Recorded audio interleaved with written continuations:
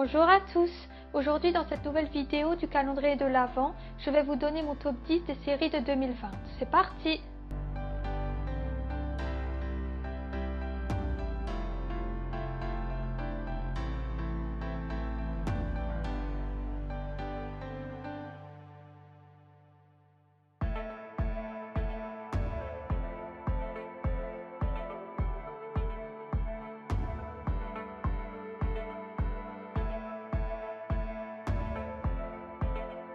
Pour moi, cette série n'est certes pas un chef-d'œuvre, mais elle nous permet de passer un bon moment.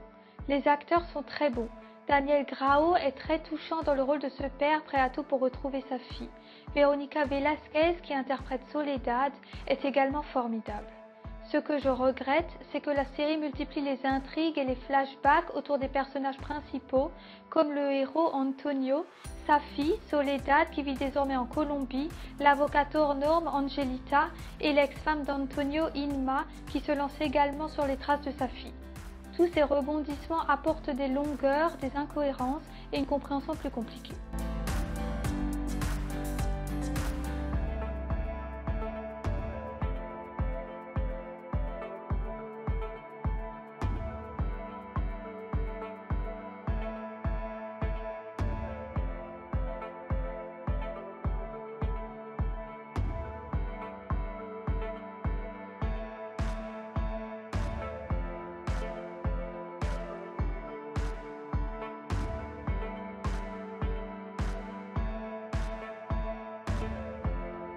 Cette série est souvent présentée comme une sorte de préquel de Vol au-dessus d'un nid de coucou, permettant de comprendre comment Mildred Ratched est devenue le monstre sadique du film.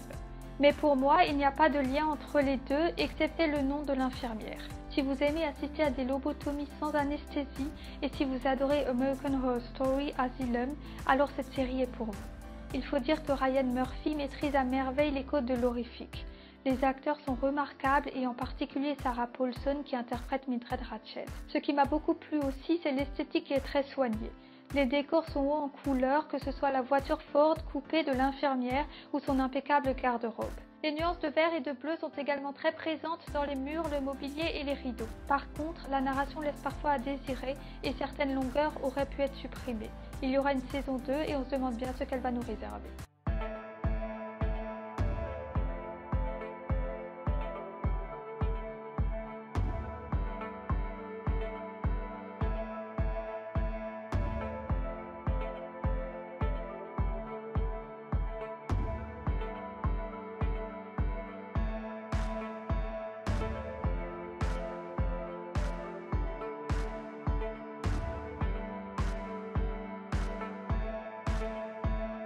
Cette série m'a marquée par sa dureté. Dans cette famille, il n'y a que des malheurs et des malédictions qui s'abattent sur elle. Dès le premier épisode, on assiste à une automutilation dans une bibliothèque. Thomas se coupe la main au couteau et pense que ce sacrifice empêchera la guerre du Golfe.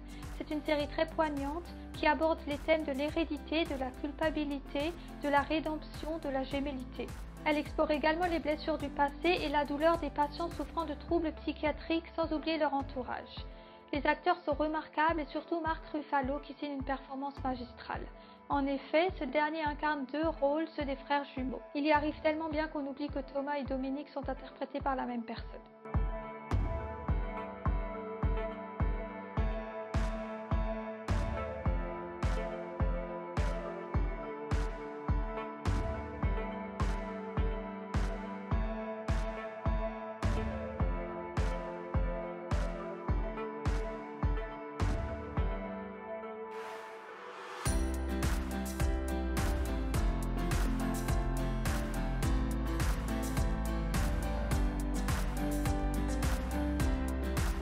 Cette série est adaptée d'un roman de Harlan Coben, The Stranger, publié en 2015. Elle est très intéressante et est efficacement interprétée grâce à un casting porté avec brio par Richard Armitage et par Anna John Kamen, l'inconnue qui est très énigmatique et charismatique. Il y a toutefois pour moi un petit bémol, c'est que la série contient de nombreuses intrigues qui alourdissent le scénario et qui perdent toutefois par la même occasion le spectateur. À vouloir trop en faire, Intimidation finit par aller à l'encontre de ce que la série essaye de proposer. C'est vraiment dommage.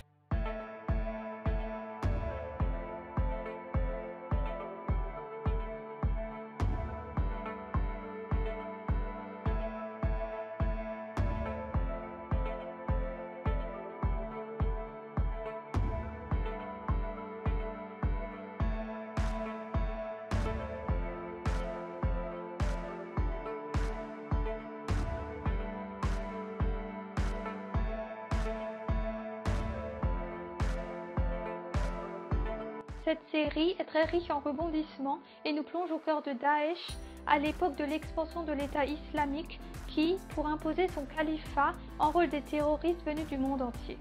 Cette série nous questionne sur les motivations et les convictions de ceux qui décident de partir et de rompre avec leur passé, leur famille. C'est aussi une réflexion sur l'engagement et le sacrifice. J'ai découvert l'existence de ces femmes kurdes qui combattent avec beaucoup de bravoure pour la liberté de leur pays. Enfin, j'ai adoré le casting international mélangeant des acteurs français, suisses, britanniques, israéliens, turcs, qu'ils soient très ou peu connus. Le tournage s'est effectué au Maroc où on peut voir de beaux paysages de montagne.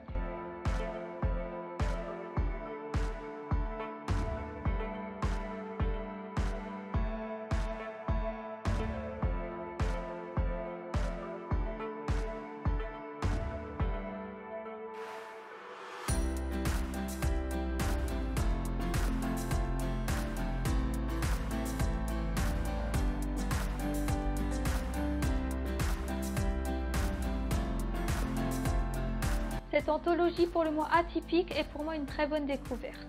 Elle offre une jolie parenthèse fantastique.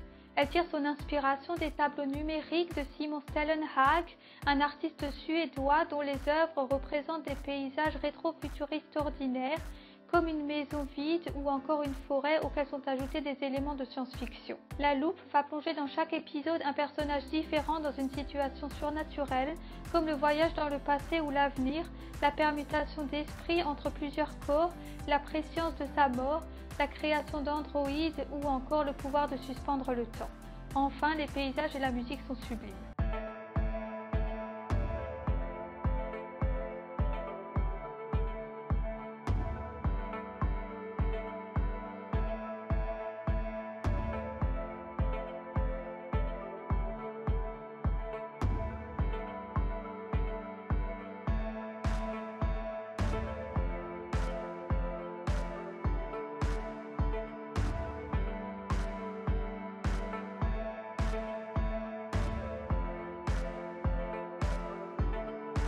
J'ai adoré cette série qui suit une jeune fille bouleversante, passionnée de musique classique, qui a une soif de liberté et d'émancipation. Elle est incarnée par Shira Haas, une actrice israélienne de 24 ans. Cette série nous fait découvrir un univers méconnu, rarement montré à l'écran, celui de cette communauté juive qui me fait penser aux Amish qui vivent à l'écart de la société et de la mondialisation. Pour être au plus juste de la réalité, la production a engagé Eli Rosen, qui est rabbin dans la série, et un ancien ultra-orthodoxe dans la vraie vie qui a fait le choix de quitter ce milieu très fermé. Si vous voulez en savoir plus sur le sujet, il existe un documentaire sur le making-of de la série qui est très instructif.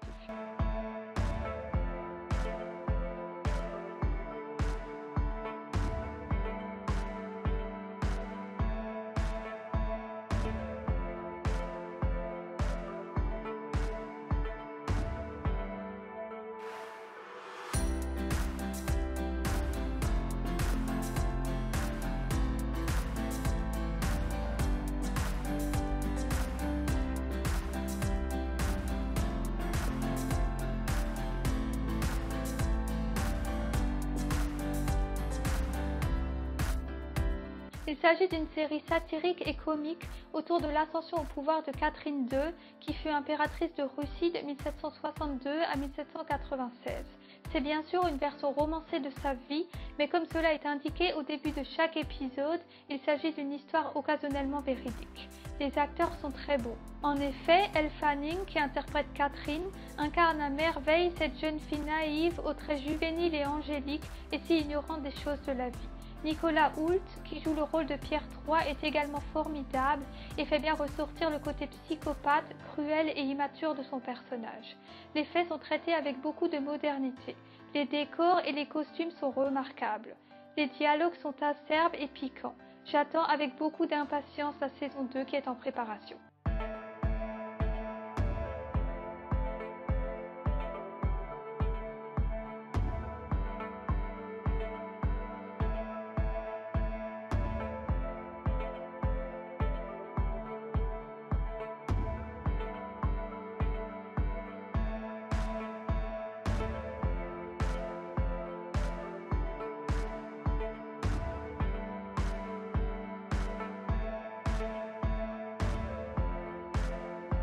C'est la série dont tout le monde parle et c'est un vrai coup de cœur. Une fois que l'on commence à la visionner, on n'arrive plus à s'arrêter.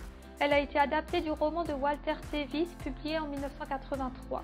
Elle est très documentée puisqu'elle a bénéficié de l'expertise du légendaire Garry Kasparov, l'ancien champion du monde russe.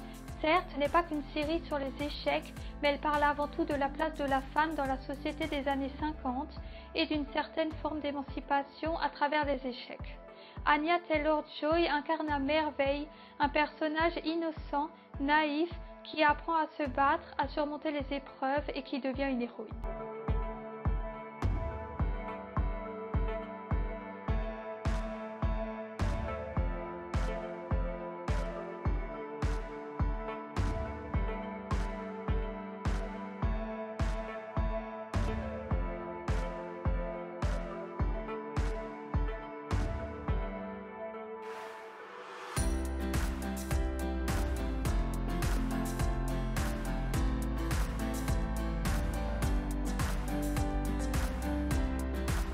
Cette série est une adaptation du roman L'Outsider, écrit par Stephen King en 2018, paru en France en 2019. Le réalisateur a toutefois pris quelques libertés par rapport au livre en y rajoutant de nombreux éléments. Dès le début, on se laisse entraîner par cette sombre enquête. Ce qui m'a beaucoup plu, c'est que des éléments fantastiques et horrifiques vont se greffer petit à petit au scénario. Les 10 épisodes sont parfaitement rythmés, le casting est parfait et le suspense est au rendez-vous. La question que l'on se pose dès le début du premier épisode, à savoir qui a tué le petit Frankie, va vous hanter jusqu'à la fin. Voilà, c'est la fin de cette vidéo.